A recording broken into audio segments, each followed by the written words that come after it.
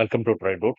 നമുക്ക് ഇന്നത്തെ ഗോൾഡിന്റെ പ്രൈസ് മൂവ്മെന്റ് ഒന്ന് അനാലിസിസ് ചെയ്യാം. അതിനായിട്ട് ഡെയിലി ചാർട്ടാണ് എടുത്തിരിക്കുന്നത്. ഡെയിലി ചാർട്ടിൽ ആദ്യം സപ്പോർട്ട് ആൻഡ് റെസിസ്റ്റൻസ് മാർക്ക് ചെയ്യുന്നുണ്ട്. മാർക്കറ്റ് ഇപ്പൊ നിൽക്കുന്നതിന്റെ നിയറസ്റ്റ് സപ്പോർട്ട് ഇപ്പൊ മാർക്ക് ചെയ്തിട്ടുണ്ട്. നിയറസ്റ്റ് റെസിസ്റ്റൻസ് എന്ന് പറയുന്നത് ഇവിടെ ഒരു റെസിസ്റ്റൻസ് കാണുന്നുണ്ട്. ഡെയിലി ചാർട്ടിൽ ഇത് രണ്ടുമാണ് നമ്മളിപ്പോ കാണുന്നത്. ഇപ്പോൾ മാർക്ക് ചെയ്ത റെസിസ്റ്റൻസ് ഒരു ഇംബാലൻസും കൂടിയാണ്. അപ്പൊ ഈ ഏരിയ വളരെ സ്ട്രോങ് ആയിരിക്കാനുള്ള സാധ്യത വളരെ കൂടുതലാണ്.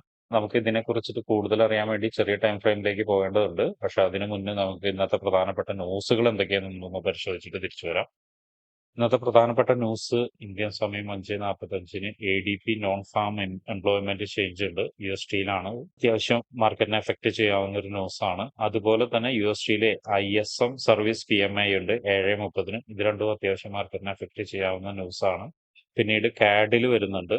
CAD-ൽ BOC റേറ്റ് സ്റ്റേറ്റ്മെന്റ് വരുന്നുണ്ട്. അതുപോലെ തന്നെ ഓവർനൈറ്റ് റേറ്റ് വരുന്നുണ്ട്. പിന്നെ അതുപോലെ തന്നെ 8 മണിക്ക് BOC പ്രസ് കോൺഫറൻസ് വരുന്നുണ്ട്. അപ്പൊ ഇന്ന് മോശമില്ലാത്ത ന്യൂസ് ഉള്ള ദിവസമാണ്. അപ്പോൾ മാർക്കറ്റിൽ ഫ്ലക്ച്വേഷൻ കൂടാനുള്ള സാധ്യത ഉണ്ട്, അല്ലെങ്കിൽ വൺ സൈഡ് മൂവ്മെന്റ് നന്നായിട്ട് വരാനുള്ള സാധ്യതയുണ്ട്. അതുപോലെ ലിക്വിഡിറ്റി പമ്പ് ചെയ്യാനുണ്ട്. അപ്പൊ എന്തായാലും ന്യൂസിനെ കുറിച്ച് ജസ്റ്റ് ഒന്ന് നോക്കാം. എങ്ങനെയാണ് ന്യൂസ് മാർക്കറ്റിൽ എഫക്ട് ചെയ്യുന്നതിന് ഒന്ന് നോക്കാം. ആദ്യം നമുക്ക് ADP non farm employment change ഒന്ന് നോക്കാം. Actual greater than forecast is good for currency എന്നാണ് പറയുന്നത്. എന്ന് വെച്ചാൽ ഇപ്പോൾ ഫോർകാസ്റ്റ് വന്നിരിക്കുന്നത് 173K ആണ് വന്നിരിക്കുന്നത്. അതിന് മുകളിൽ ഒരു ഫിഗർ കിട്ടുകയാണെങ്കിൽ കറൻസിക്ക് ഗുഡ് ആവുകയും USD സ്ട്രോങ് ആവുകയും, USD സ്ട്രോങ് ആകുമ്പോൾ യൂഷ്വലി എന്താ സംഭവിക്കുക എന്ന് വെച്ചിട്ടുണ്ടെങ്കിൽ ഗോൾഡ് താഴോട്ട് വരികയും ചെയ്യും. ഇതാണ് IDP നോൺ ഫാം എംപ്ലോയ്മെന്റ് ചേഞ്ചിന്റെ എഫക്ട് വരുന്നത്. ഇനി നമുക്ക് നോക്കുന്ന ISM സർവീസ് PMI ആണ്. 7:30 ന്യൂസ് വരുന്നത്. അതും സെയിം ആണ്. യൂഷ്വൽ ഇഫക്റ്റ് നോക്കിയാൽ കാണാം actual greater than forecast is good for currency എന്നാണ്. നമ്മൾ നേരത്തെ പറഞ്ഞ അതുപോലെ തന്നെയാണ്. ഇപ്പോൾ 51.0 ആണ് തന്നിരിക്കുന്നത്. അതിന് മുകളിൽ ഒരു ഫിഗർ വന്നിട്ടുണ്ടെങ്കിൽ കറൻസി സ്ട്രോങ് ആവുകയും അതുപോലെ തന്നെ ഗോൾഡ് വീക്ക് ആവുകയും ചെയ്യും. അപ്പൊ ഇത് രണ്ടുമാണ് പ്രധാനമായിട്ട് USD-യിൽ വരുന്ന ന്യൂസ്. ഇനി നമുക്ക് ചാർട്ടിലേക്ക് തിരിച്ചു പോയിട്ട് ചെറിയ ടൈം ഫ്രെയിമിൽ എങ്ങനെയാണ് മാർക്കറ്റ് ബിഹേവ് ചെയ്യുക എന്നുള്ളത് ചെക്ക് ചെയ്യാം. നമുക്ക് ഇന്നത്തെ എൻട്രി സാധ്യതകൾ പരിശോധിക്കാൻ വേണ്ടി ചെറിയ ടൈം ഫ്രെയിമിലേക്ക് പോകാം. ആദ്യമായിട്ട് നമുക്ക് ഫോർവേഡിലേക്ക് പോകാം. അതിനു മുന്നേ ഒരു ലൈനും കൂടി ഞാനിവിടെ മാർക്ക് ചെയ്യുന്നുണ്ട്. ഈ ലൈൻ എന്ന് പറഞ്ഞു കഴിഞ്ഞാൽ നോക്കിയാൽ കാണാം കഴിഞ്ഞ 2-3 ദിവസമായിട്ട് വന്ന റിജക്ഷൻ തന്ന ഒരു ലൈനാണ്. അതൊരു സപ്പോർട്ട് ഏരിയ ആണത്. അത്യാവശ്യം സ്ട്രോങ് ആയിട്ടുള്ള ഏരിയ ആണ്. ഇത് മാർക്ക് ചെയ്യുന്നുണ്ട്. ഇങ്ങോട്ട് നീട്ടി വരയ്ക്കുകയാണെങ്കിൽ ലെഫ്റ്റ് സൈഡിലേക്ക് നീട്ടി വരയ്ക്കുകയാണെങ്കിലും കാണാം അവിടെ സപ്പോർട്ട് ക്രിയേറ്റ് ചെയ്തിട്ടുണ്ട്. സപ്പോർട്ട് റെസിസ്റ്റൻസ് ക്രിയേറ്റ് ചെയ്തിട്ടുണ്ട്. പിന്നെ വീണ്ടും സപ്പോർട്ട് ക്രിയേറ്റ് ചെയ്തിട്ടുണ്ട്. അപ്പോൾ എന്തായാലും നമുക്ക് 4 അവറിലേക്ക് ചേഞ്ച് ചെയ്ത് നോക്കാം എങ്ങനെയാണ് മാർക്കറ്റ് ബിഹേവ് ചെയ്യുന്നതെന്ന് അറിയാൻ വേണ്ടിയിട്ട്. 4 അവറിലേക്ക് ചേഞ്ച് ചെയ്യുന്ന സമയത്ത് നേരത്തെ വരച്ച 2 ലൈനിന്റെ ഉള്ളിൽ നോക്കിയാൽ കാണാം എന്താണ് അവിടെ ഒരു ഇംബാലൻസ് ക്രിയേറ്റ് ചെയ്തിട്ടുണ്ട് ഓൾറെഡി. അത് ഇംബാലൻസ് മാർക്ക് ചെയ്യുന്നുണ്ട്. തൊട്ട് മുകളിൽ ഒരു റെസിസ്റ്റൻസ് ഏരിയ ഉണ്ട്. കഴിഞ്ഞ കുറച്ച് ദിവസങ്ങളിലായി മാർക്കറ്റ് വന്ന് റിജക്ഷൻ തന്ന ഒരു റെസിസ്റ്റൻസ് ഏരിയ ഉണ്ട്. അത് മാർക്ക് ചെയ്യുന്നുണ്ട്.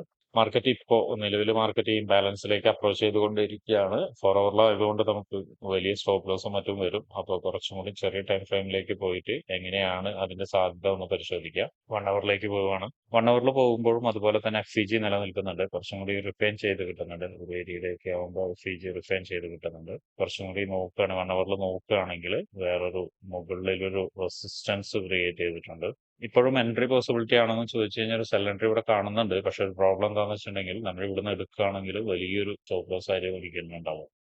നോക്കുകയാണെങ്കിൽ FEG-യുടെ മിഡിലിൽ എടുക്കുകയാണെങ്കിൽ വലിയ സ്റ്റോപ്പ് ലോസ് ആയിരിക്കും ഉണ്ടാവുക. അതിന്റെ തുടക്കത്തിൽ എടുക്കുകയാണെങ്കിൽ അത് വലിയൊരു സ്റ്റോപ്പ് ലോസ് ആവും ഉണ്ടാവുക. അപ്പൊ നമുക്ക് എന്ത് ചെയ്യാം, നമുക്ക് കുറച്ചും കൂടി ചെറിയ ടൈം ഫ്രെയിമിലേക്ക് പോവാം. എന്നിട്ട് കുറച്ചും കൂടി ചെറിയ ടൈം ഫ്രെയിമിലേക്ക് പോയിട്ട് അതിന്റെ സാധ്യതകളെ കുറിച്ചൊന്ന് നോക്കാം. 50 മിനിറ്റ്സിലേക്കാണ് ഷിഫ്റ്റ് ചെയ്യുന്നത്.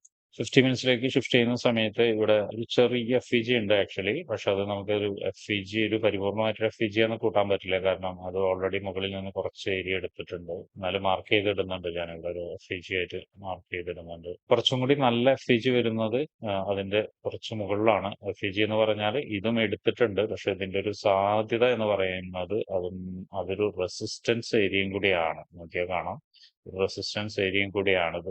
അപ്പൊ നമുക്ക് മാർക്കറ്റിന് ഇവിടെ വരുന്ന സമയത്ത് അല്ലെങ്കിൽ ഈ ഒരു ഏരിയയിൽ വരുന്ന സമയത്ത് എന്ത് ചെയ്യാം, നമുക്ക് മാർക്കറ്റിന് എൻട്രി സാധ്യതയെ കുറിച്ചിട്ട് നോക്കിയാൽ മതി. എന്ന് വെച്ചാൽ സെൽ എൻട്രി സാധ്യതയെ കുറിച്ച് നോക്കിയാൽ മതി. ബൈ എൻട്രി ആണെങ്കിൽ ഇപ്പൊ നോക്കാതിരിക്കുകയായിരിക്കും നല്ലത്. കാരണം നേരത്തെ പറഞ്ഞ ഒരു 1 അവറിന്റെ FEG-യിലേക്ക് അപ്രോച്ച് ചെയ്തിട്ടുണ്ട് മാർക്കറ്റ്. അപ്പൊ അവിടെ നിന്ന് ചിലപ്പോൾ റിവേഴ്സൽ കിട്ടാനും സാധ്യതയുണ്ട്.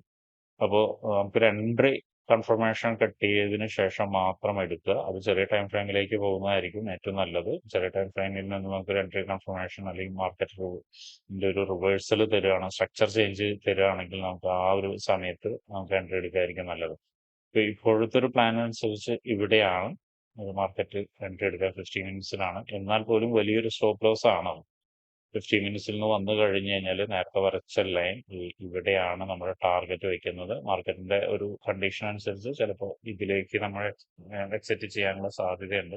എനിവേ മാർക്കറ്റ് എങ്ങനെയാണ് ബിഹേവ് ചെയ്യുന്നത് എന്നുള്ളത് മനസ്സിലാക്കണം. ഇപ്പൊ ഒരു അപ് ട്രെൻഡിലേക്കാണ് ഷിഫ്റ്റ് ചെയ്യുന്നത്. പക്ഷെ പരിപൂർണ്ണമായിട്ട് അപ് ട്രെൻഡ് കടക്കണമെങ്കിൽ ഇപ്പൊ ഈ കാണുന്ന ലൈൻ ക്രോസ് ചെയ്തിട്ട് മുകളിലോട്ട് പോയാലാണ് പരിപൂർണ്ണമായിട്ട് അപ് ട്രെൻഡ് എന്ന് പറയുള്ളൂ. ഇതെല്ലാം ഇതൊരു ഡൗൺ ട്രെൻഡിന്റെ ഭാഗമായിട്ടുള്ള ചിലപ്പോൾ പുൾ ബാക്കോ അല്ലെങ്കിൽ റിട്രേസ്മെന്റോ ഒക്കെ ആയിരിക്കാം. എനിവേ മാർക്കറ്റ് ആ ഒരു ഏരിയയിലേക്ക് അപ്രോച്ച് ചെയ്യുന്ന സമയത്ത് എങ്ങനെയാണ് ബിഹേവ് ചെയ്തതെന്ന് നോക്കിയതിന് ശേഷം മാത്രമേ നമ്മൾ എൻട്രി എടുക്കുള്ളൂ. അപ്പോൾ നിങ്ങൾക്ക് ആർക്കെങ്കിലും അങ്ങനെ പഠിക്കാനോ നമ്മളോടൊപ്പം ഇരുന്ന് എൻട്രിയെ കുറിച്ച് കൂടുതൽ മനസ്സിലാക്കാനോ ഫോറക്സ് ട്രേഡിങ്ങിനെ കുറിച്ച് A to Z നിങ്ങൾക്ക് മനസ്സിലാക്കാനോ ആഗ്രഹം ഉണ്ടെങ്കിൽ ഈ വീഡിയോയുടെ താഴെ ഡിസ്ക്രിപ്ഷനിൽ നമ്മുടെ വാട്സപ്പ് കമ്മ്യൂണിറ്റിയുടെ ലിങ്ക് കൊടുത്തിട്ടുണ്ട്. അതിൽ കയറി ജോയിൻ ചെയ്യുക.